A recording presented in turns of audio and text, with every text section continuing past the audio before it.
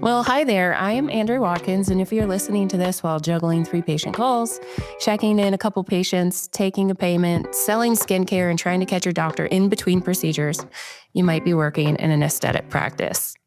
And I'm Blake Lucas, and this is Practice Land. This is not your doctor's podcast. Welcome back to Practice Land. Really excited that you're here. We have an amazing topic today. We're going to untangle conversions. What is it? More importantly, how to think about it. And after we bravely attempt to define it, we'll give you the easy, actionable tactics to improve in your practice. Before we go there, I want to thank you for listening and remind you to share this with your friends and your colleagues and your coworkers. And we promise we won't tell your doctor. It's just our little secret. As we go forward with Practice Land podcast, here's what you can expect from us. Yeah, so on this podcast today and always, we're always aiming to help you earn more and be really great at your work. Also, just to get shit done faster, do it easier, do it better so that you can focus on what really matters, which is the patient experience and how we're able to help patients meet their goals, and also to help you reach your own goals and advance your career in aesthetics. Yeah, we always want to hear from you too. If you have a topic or a problem that you want us to try to tackle on the show, please reach out to us on practicelandpodcast.com. We've already heard from a few of you, from the listeners, so thank you so much. Special thank you to Jennifer, Sarah, and Francis. Please keep all that coming. We love it. And the back half of today's episode, we're going to give you our very best tried and tested conversion tactics, including one that got over 400 leads and 35 consultations from a single email. Didn't even know that was possible. So we're really excited to show you that. But before we get into conversion, let's introduce our guests. We have Eva here today, our podcast producer, who's totally obsessed about conversion. So thank you so much, Eva, for being here. Hi, guys. Yes, conversion obsessed is something that people used to describe me often, including I describe myself that way. The way that started is kind of a weird story, like all the things that are weird about our careers. And it was writing content in the early 2000s. This was before doctors even had websites. So it was kind of fun, Wild West times. And I worked at a directory. So do you guys remember what those are? Does anybody use a directory anymore for anything? No. Yeah. But in the beginning, that was the fastest way for doctors to actually be found for procedures. And that's what I was doing. And whenever we didn't have a doctor for something, like let's say it was breast augmentation in a city, we had a page for every procedure in every city. If I didn't have a doctor, it had our office phone number on the page. So the people would call me at my desk, which was in this guy's living room that I worked for. And I would say to the prospective patient, well, I don't have a doctor for that, but give me your name and number and I'll find one and I'll call you back. Oh, wow. Then I started going, well, wait a minute. If I write something on this page, does it make someone call me? So I had that, not the feedback loop of people filling out a form, but actually like I'd write something and then they'd call me and ask me for the thing I just wrote about. Like sometimes within the same day. It was freaky and it was so fun. I'd take their name and number and I'd start cold calling doctors and be like, do you do thermage? Like the mid 2000s, sometimes they'd go, what's thermage? And other times they'd go, yeah. And I'd go, well, I have this patient who's looking for thermage. Would you like me to send them to you? And they would go, absolutely. Oh my gosh, that's amazing. What a value add. And that was only 20 years ago? Only 20 years ago. Wow. It's like the dark ages. It's unbelievable. It sounds like the dark ages. It sounds like it should have been 70 years ago. I want to say it was like 2003 when this was happening. Wow. And then, so someone would go on TV, like Oprah would have someone on TV talking about an aesthetic technology. And then we would get hundreds and hundreds of phone calls that day. And we would be funneling these leads all over the place. Thank you, Oprah. I know.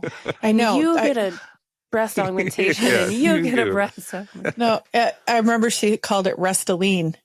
Nice. Restylane. And she said it over and over. Like, Restylane, you know how she is. Mm-hmm. So anyway, that was the beginning. That was the puzzle that I got obsessed with, was if I put something on this webpage, what will it make somebody do? Right? That's what I got better and better at over the years and became kind of known for that. I don't think it matters what channel you're putting information on, where your content is.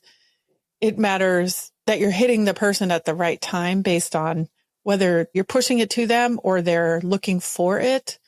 You just have to think about who's on the other end and what are they looking for at that time. And are we pushing it or are we trying to pull them in? It's like a fabric, Andrea, have you seen that too? I mean, do you still see echoes of that today? Oh, absolutely. It's all about when we're hitting them with what message. And that definitely helps to determine what is that outcome that we're going to get. Andrea, you're a little bit further down the funnel, so to speak, right? And so in your day-to-day, you're working with practices that are constantly talking to prospective patients. What are some of the challenges that you see with those providers understanding what conversion is? This comes up every single week in what I do because I work for Studio 3 Marketing, which is a digital marketing company in the aesthetic space. And when our team that works on the marketing side for Studio 3, they talk to our clients about marketing conversions. That's a totally different thing than in-house conversions that the clients and that the practice owners and doctors are actually focused on. They take for granted the whole front end of that funnel that Eva's talking about because they don't even think about the conversion from somebody out in the world looking for a provider, the conversion of awareness to calling or filling out a form. That's a marketing conversion. And that's what Eva really specializes in is what is the marketing that we have out in the universe? And is it getting people to fill out a form or call? That's just the whole first step. Once they hit the front door, there's still a whole other process that we need to take to get them converted to having an actual procedure. You just gave me a really important flashback. There was a time when you could look in Google Analytics and see exactly what keyword somebody used when they converted. You could see, hey, we got 100 conversions for Denver plastic surgeon and we got 10 for breast augmentation Denver. I went down a rabbit hole ahead of the aesthetic meet, which used to be called ASAPS, for a presentation around 2008, maybe. I'm so old now that I remember my years wrong.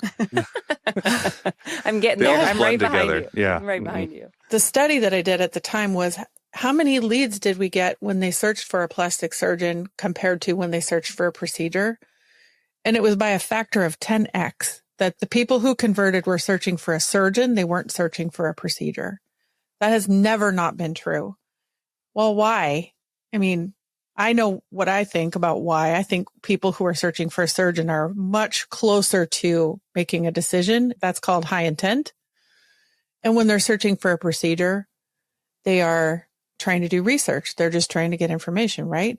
So, well, why would that matter to your marketing budget? Well, it just depends. How do you want to show up? If you're trying to attract people that are looking to learn and you're just looking for very top of funnel type folks, then you'll be more about the education and the procedure and doing that. Whereas if you need your keywords to be talking specifically about your surgeon that they're looking for, you would craft your messaging quite a bit differently, right? Knowing that information. Totally would.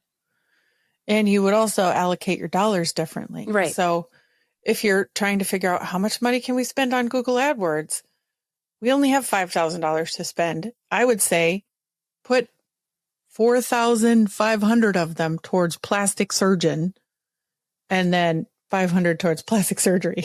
We have limited resources. We don't have unlimited dollars to waste on Google AdWords. So that's one of those little things that, because I looked at the numbers so much about what the humans were actually doing, that was a competitive advantage. I knew what they were converting for, not what they were looking for. It fascinates me too, kind of, Eva, what you're like, that idea of, there's something on the page that gets the person to do something. Maybe what are some of those tips or tricks that you have for someone out there that's trying to, maybe they're struggling to get the phone to ring or to get some of those leads to come in. Maybe take me through what it is that helps bring that lead conversion through. Right. Yeah. This is a whole science. There are entire industries built around what goes on a page that makes somebody fill out a form or pick up the phone. In some practices, they'll have a landing page that's hidden that is only for ads, and that landing page will have certain things on it. Those would always include pricing information. How much is it? Can I afford it? And I think that's sort of table stakes. Like, you don't go, I'm going to buy a new car sometime in the next 3 months, and I'm going to start with Mercedes, and it doesn't really matter to me how much that car is going to be. Like, people just don't do that. You I think, sort of approach every decision in your life with, can I afford it? And if the answer is yes, then you move on to other things. And not just can I afford it, but is there value? Is it worth how much I'm going to have to pay? So I can afford a lot of things that I'm not willing to pay for because I don't see the value personally for me. So it's really about value too. How does the practice benefit from sharing some of these ranges or like rough estimates that we've been kind of talking about here? Oh, I think Andrea has said it on previous episodes. There's absolutely no question that having price information, even if it's not specific, gets you more leads. If you have it on your website, it gets you more conversions. If you are proactive talking about it on the phone, and certainly Andrea knows more about that than I do. I think it's well established that keeping prices a secret definitely hurts the practice on the lead generation side. Yeah. Well, and from the conversion internally, if we're just trying to get people in the door to have a consultation and meet our doctor and hope that we can wow them when they walk into practice without giving them a range, we're wasting everybody's time, because it's really important that patients, once they have gone through a consultation phone call and they walk in the front door, that they're mentally and financially prepared for what those next steps would look like if they do want to take the steps to have us help them reach their goals. Clearly, they have a goal. Clearly, they have a want, a need, a desire that they're calling us and hoping we can help them with. So it's absolutely critical that we start that conversation early. And even people that don't need the money, especially with our current economy, interest rates are up, inflation is up, the middle class is squeezed. And so there's a lot of people that don't want to spend their money that's in their savings account. They would rather take interest-free money for 6, 9, 12 months so that they're not taking it out of their savings account. So especially for some of these higher dollar procedures, like I was at a client's a couple of weeks ago, and their facelifts are about $100,000. And every single one of those people that walked in that we consulted with while I was on site, they could pay cash 100%. Every single one of them also asked about financing. Do you guys work with any companies with free money?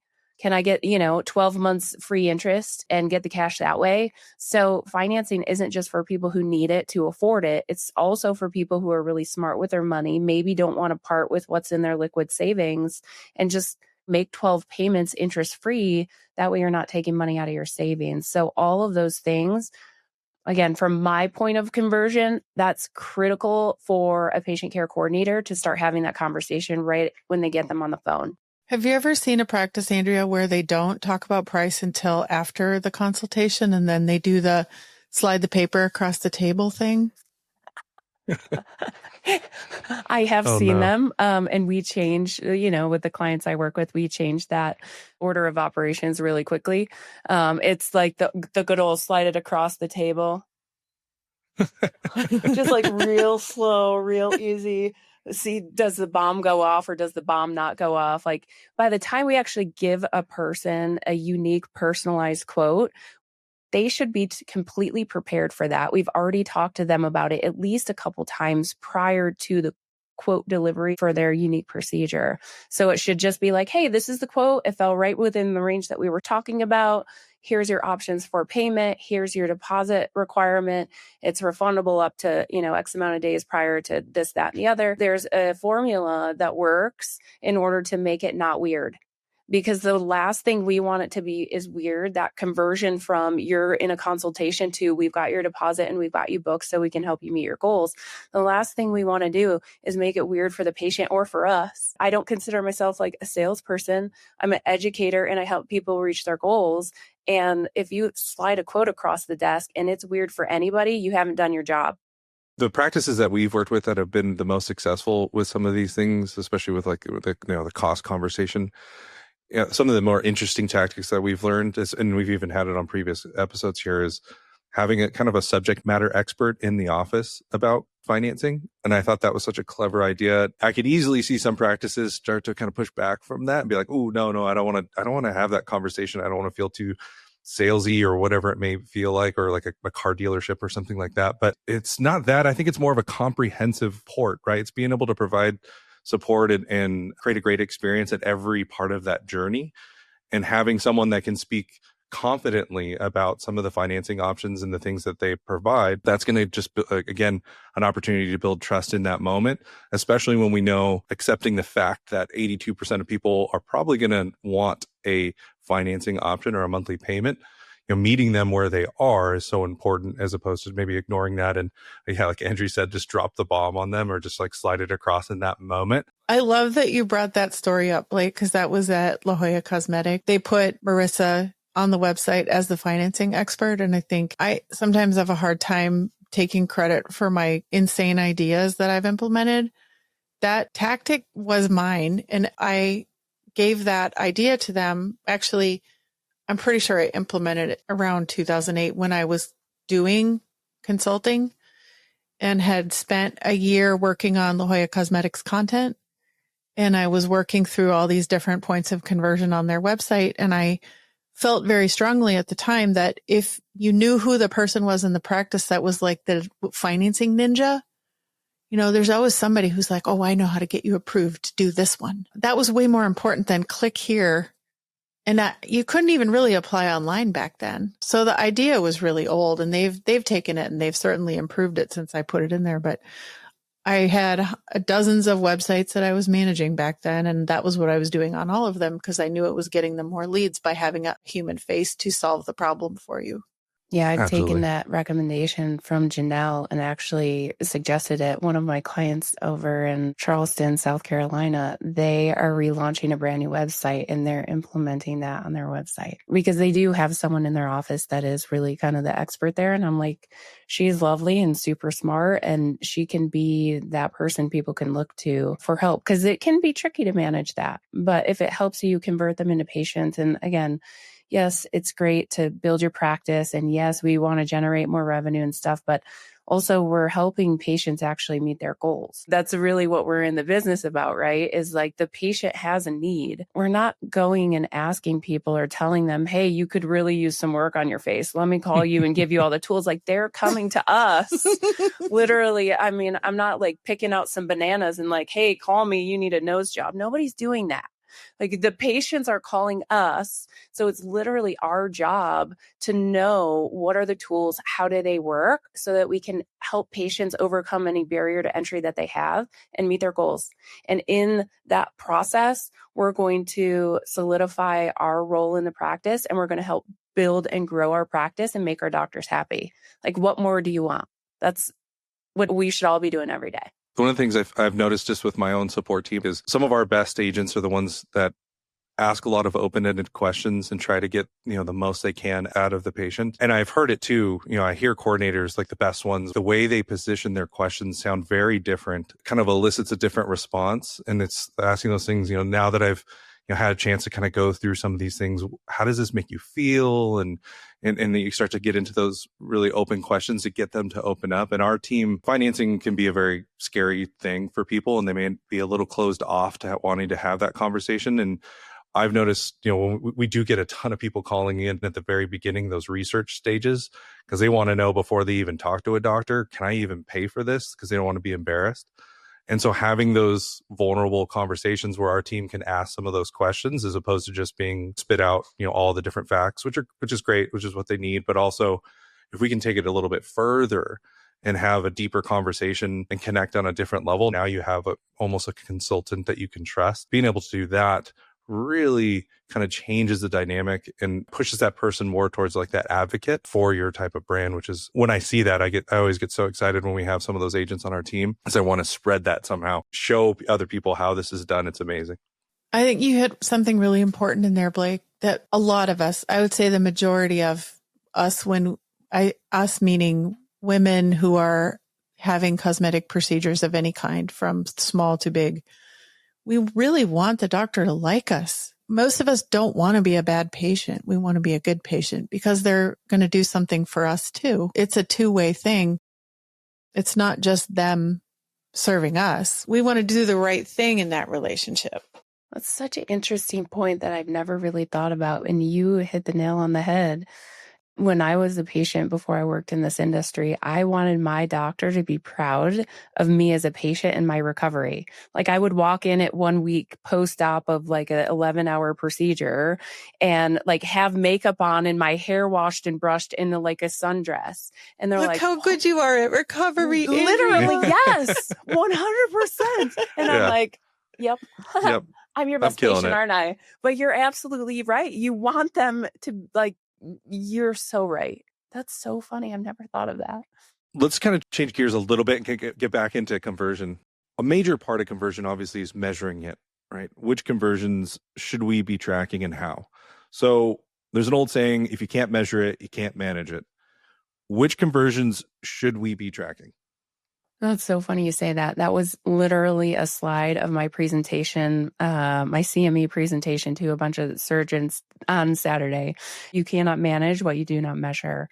So yes, I fully believe in that and believed in that in the practice, as well as now that I'm out and working with practices all over. So Eva, I kind of want you to start because you're on the before part, and then I can talk about the after the lead comes in part. Well, certainly, how many leads did we get? How many forms? How many calls? And so I have built for myself, it's really hard to look at, actually. For me, the purpose is putting the numbers in so that I know them. It's not really to look at, if that makes sense. But I take the very top of the funnel, which is from Google Search Console, and I put in the number of impressions. And I'll come back and tell you an example of why that's super important. And then the number of total sessions in Google Analytics, organic sessions. So that's smaller than the total sessions because you're getting traffic from more places than just organic search. So it goes from largest to smallest: impressions, sessions, organic sessions. I also track local sessions because you might get a ton of traffic, but only a smaller percentage of that is going to come from your market. And you want to know, are you doing better or worse in your market? And I'll also tell you why that's a really important number to look at in your marketing funnel.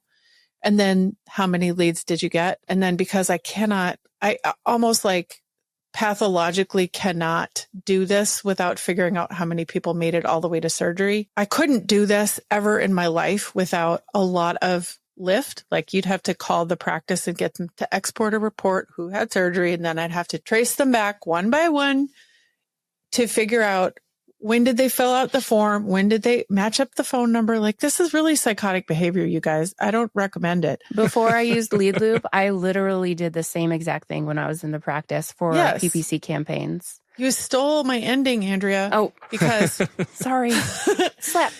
Until I had Lead Loop, I could not get to this number. Yeah.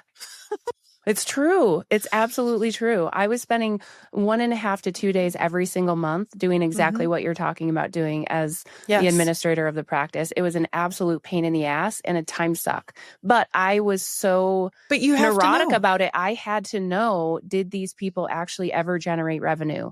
We're paying $10,000 a month for 2 paid campaigns on Google. What the heck is actually happening with these campaigns? Are these people being are they being contacted properly? Which fun story, I can tell you about that too. So internally, are they being managed properly? And then if they are they converting and are we generating revenue from them? So if you go back to the very top, which is impressions, that's how many times was your website seen in a Google search, whether they clicked on it or not. In December, I had a practice. I still see these numbers for 2 practices and they're like my secret evil nerd labs, right? Because I can't. Love you. I mean, this is stuff that it powers everything else that I think about, and I need to stay close to it, even if it's time consuming and difficult. It makes me sharper and better, and I love doing it. My practice in Portland, Oregon was getting, roughly 250,000 search impressions.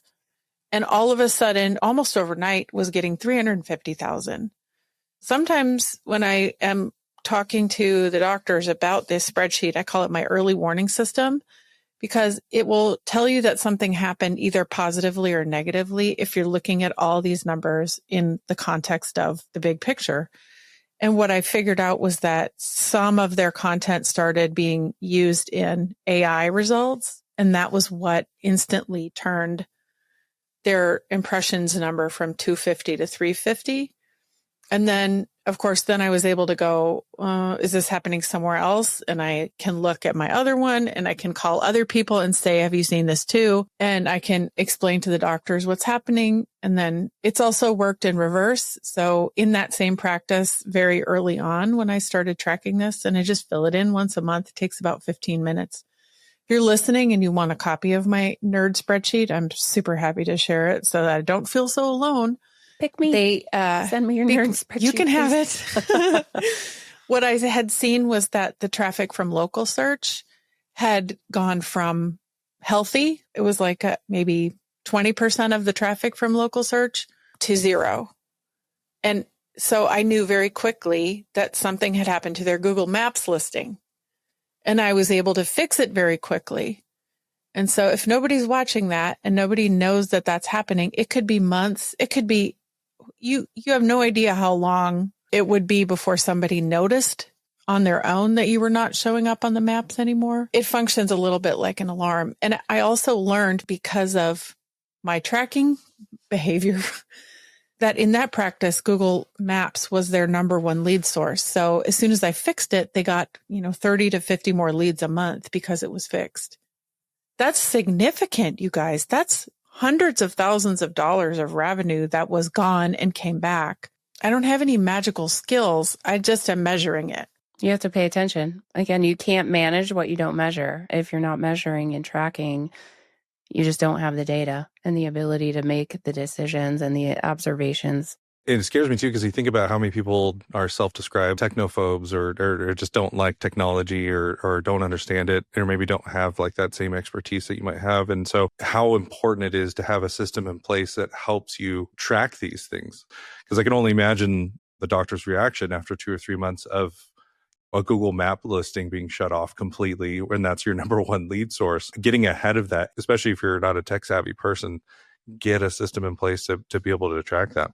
There's one more really important thing here, and I've seen this a lot. It's actually one of my current soapboxes, and it is that some practices think that how did you hear about us is the same thing as marketing attribution.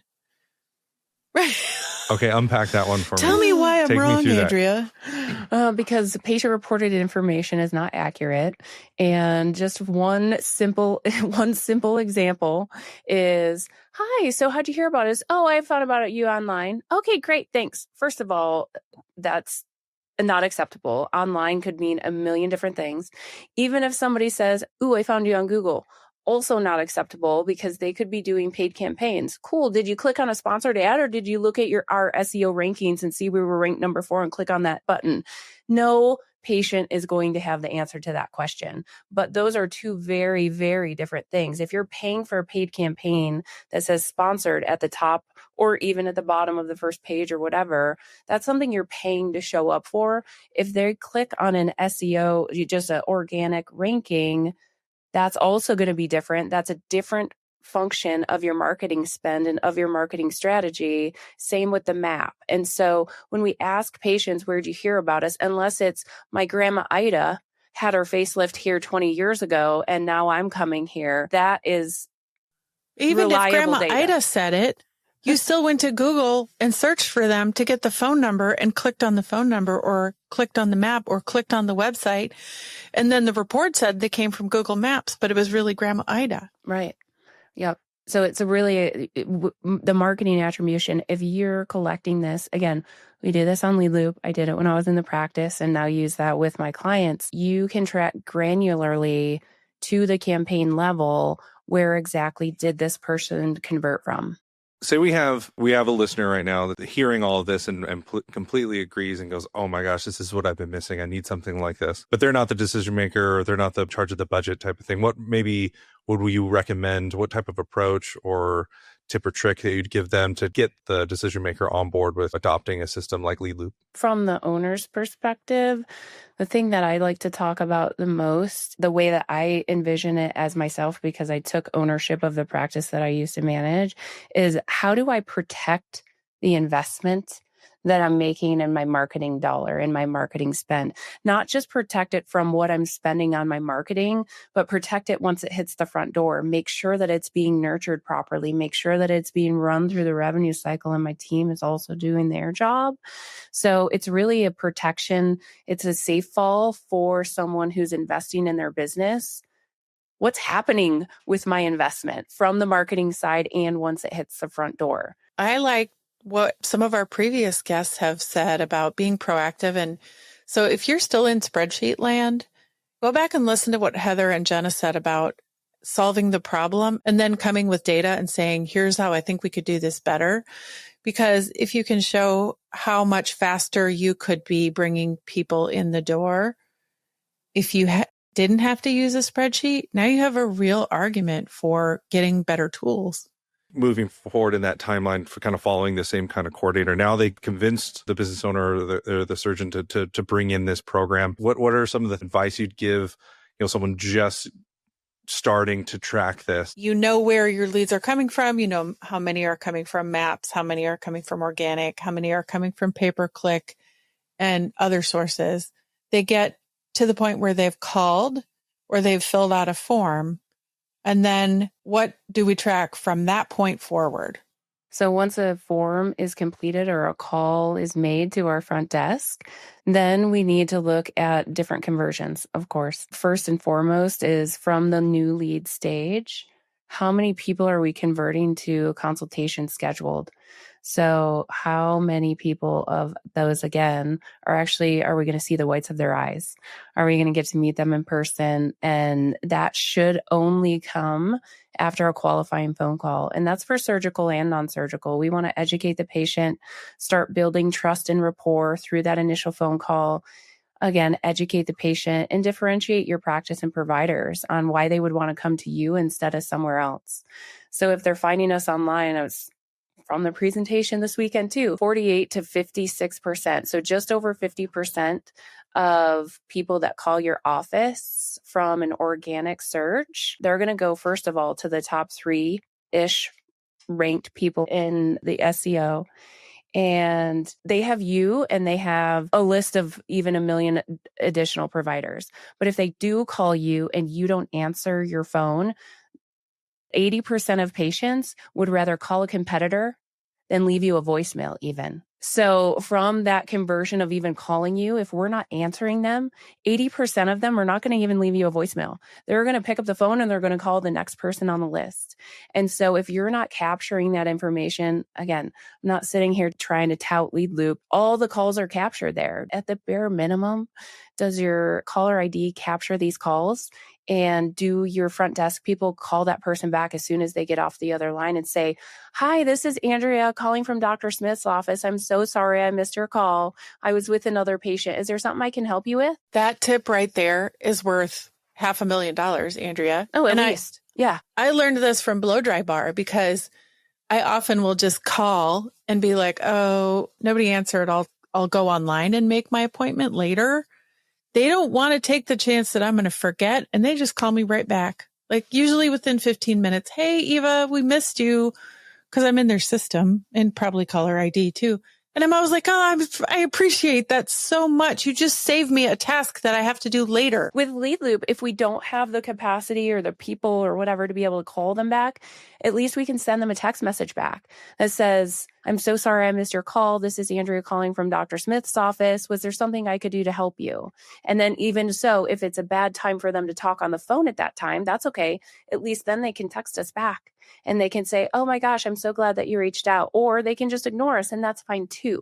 But at least it gives us the tools and the opportunity to be able to connect with them, because we know that if we weren't able to answer that phone, 80% of people are going to call somebody else.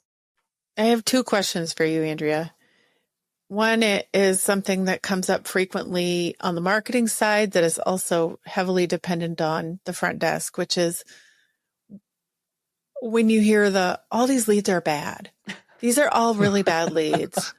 Well, that's my favorite. Let's define a good lead first. And I think where I've landed after lots of thinking about it is, were they reachable? If you got a lead that was like a web form and you tried texting, emailing, calling, and you tried I don't know what you think the magic number of times is, 3 times, 5 times, 8 times. And then you did a takeaway and you said, I'm going to stop bothering you. I have actually built a number of what I call takeaway templates in Lead Loop, so that the one set of staff that I work with can say, I'm so sorry that we haven't been able to connect. Do you want me to stop? To see if they'll actually say, please, for the love of God, stop. Yeah, stop. If they've done that, then I consider it over. But I have only done this once, so I want to hear what you think. Yeah. So secret sauce, free hot tip to anybody on the line. Yeah. So I can see practices across the nation. There's about 150 that are on Lead Loop right now, and I could see everybody's data and do a lot of aggregation, what works, what doesn't work. Before I give secret numbers, just keep in mind, this is going to be a little different for everybody because it really depends upon your bandwidth and your volume. If you have one PCC and you're getting 45 leads a month, you can follow up a lot more than if you have one PCC and you're getting 450 leads a month. Okay, so just keep that in mind. However, depending on some of that situation going on with my coaching clients, I usually set them up on about 5 follow-ups with no response before we consider them lost and out of touch. And that is a time frame spaced out about 21 to 26 days. And it's using call, email, text at different times throughout that. And it's also using different templates. Later on down those stages, we're trying to get them re-engaged with the practice. So we include hot links to social media, hot links to our before and after gallery. Like, hey, remember how cool you thought you were when you filled out the form? Like, come check out our stuff again. And then at that very last follow-up, it's always what I like to call the breakup email, where it's like, now might not be a good time. Sorry, we haven't been able to get in touch. But when you're ready, we're definitely here to hear more about your goals and to see how we can help you. Just because we lose them also, like in our lifeline, in our revenue cycle, they get marked as lost because maybe that first month wasn't the best time to talk and they never got back to us. So we lose them. That doesn't mean they're lost forever. It just means we've taken them off of our desk and put them into the file in the other room. And so we're still going to pull from that file and we're still going to communicate with them if we're doing things properly. We're going to have email campaigns. We're going to be in the know. They're still going to see us in their inbox. And when they're interested, go in there and check out our videos and what we have going on. It just takes them off our front desk so that we're not constantly, because there should be new people. And those new people really need to take precedence over the people that were a month out and we've never heard back from them.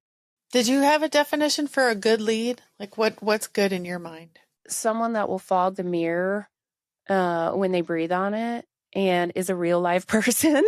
Has a pulse. Yeah.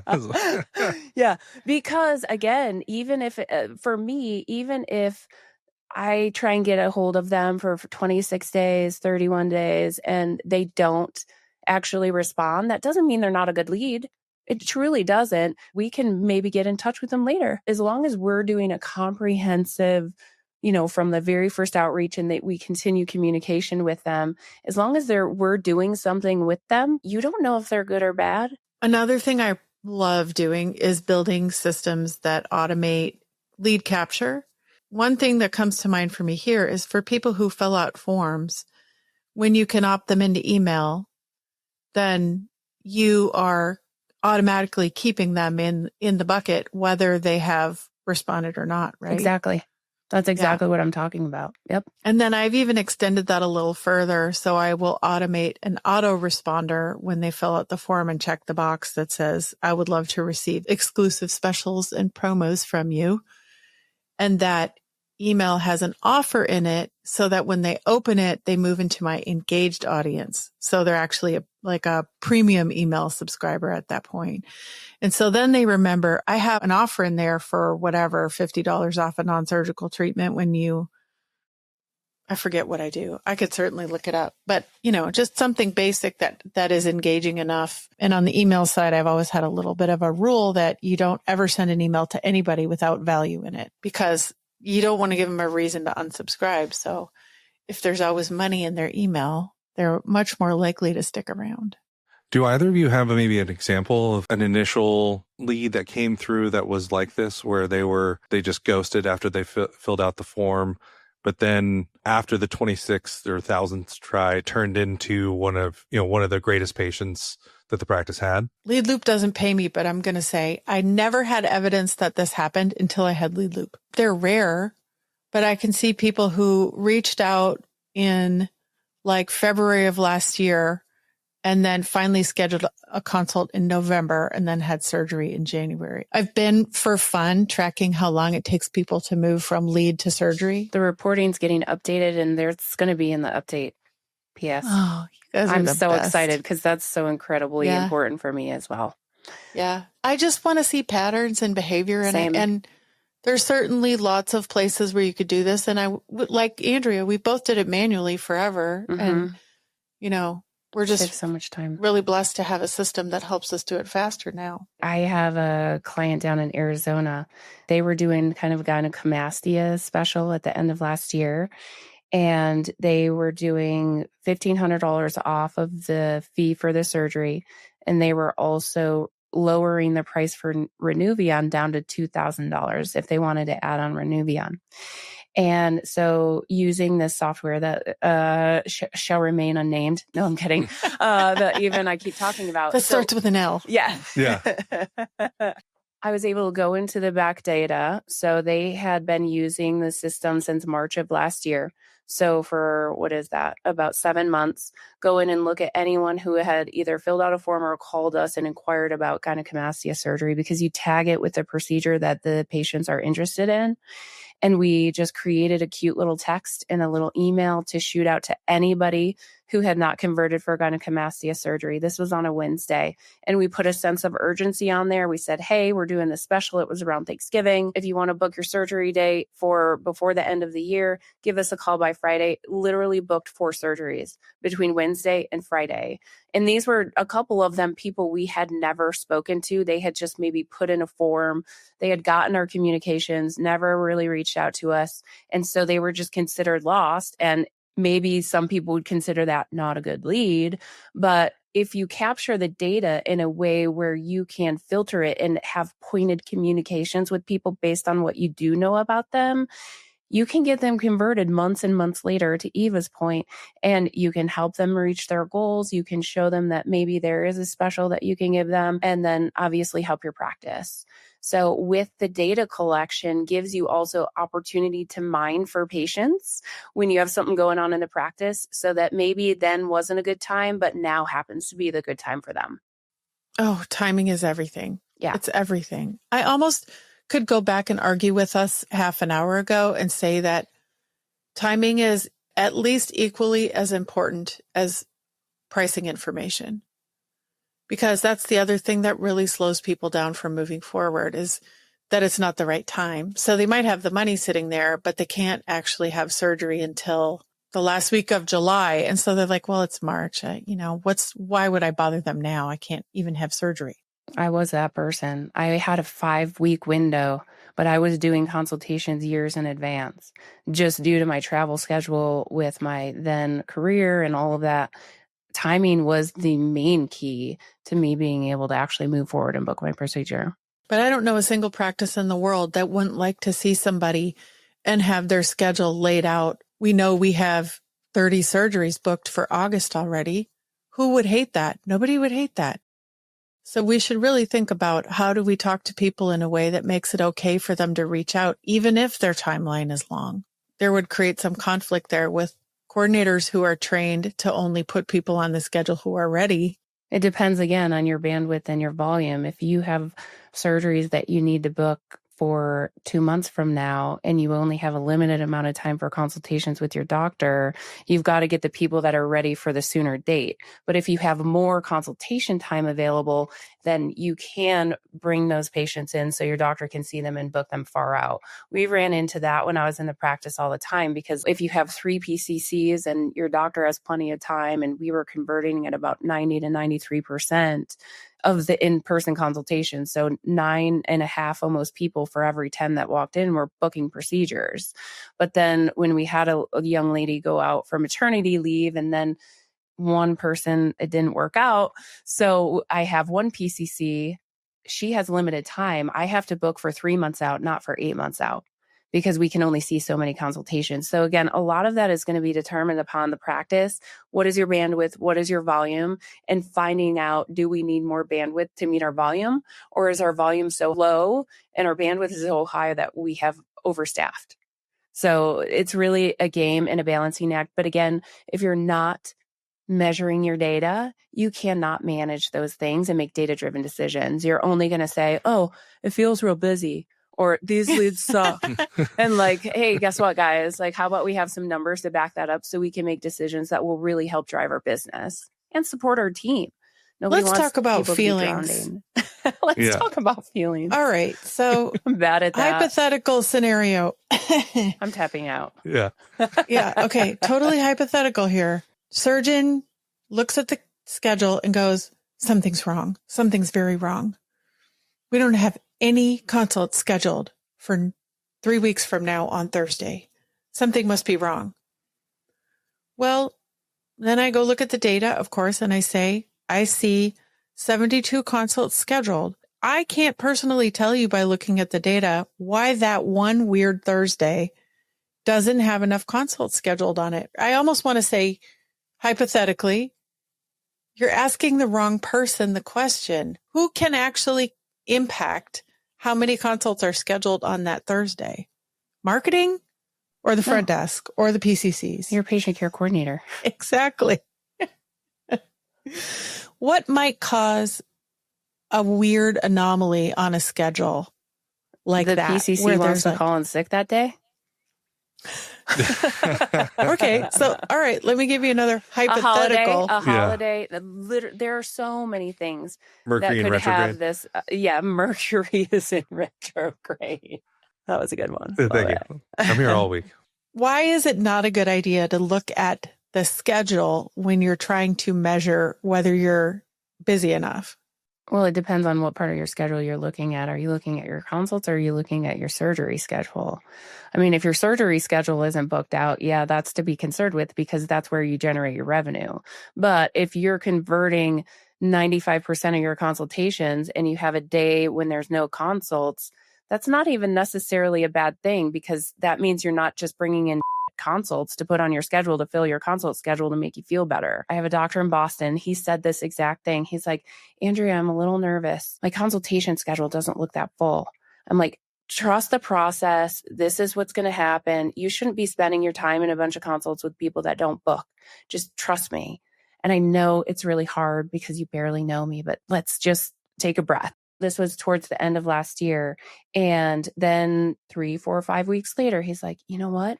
All the consults I'm seeing, they're so prepared and they're like ready and they're more educated. And, these are really quality consultations. I'm like, oh, so you're not seeing a bunch of people that are randos just coming in. And he's like, no, like this works, right? And then January literally had the highest revenue month of his entire career. He's been in practice for about 20 years. January of 2025, because we're actually getting the right people in front of him, really building the value. They're prepared, they're ready. And he had to add days to his surgery schedule. And he's probably a much happier person because he's not being rejected by people who aren't ready. Hit it home for me one more time. What's a normal or a good, healthy percentage of people who should make it onto the consult schedule?